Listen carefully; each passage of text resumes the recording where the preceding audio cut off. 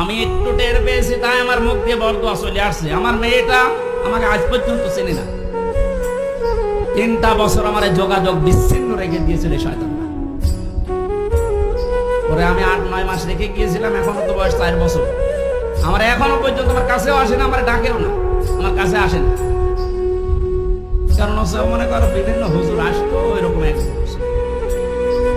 আমি জেলখানা থেকে যেদিন বের হয়ে বাড়িতে গেলাম, আমার বছর হুজুর আমাদের বাড়ি চলে। আপনি হাসতেছেন, আমার মনের ভেতরে কত দুঃখ জানেন। আমার নিজের মেয়ে আমার চেনে না। যে সালেমদের কারণে, জুলুমের শিকার হওয়ার কারণে ওদের কেউ যেন ওদের বংশধররা না চেনে। বলে মাফ করে দিন। মাপ আপনি এই জায়গায় থাকলে আপনার মুখ দিয়ে মাপ বের হতো না।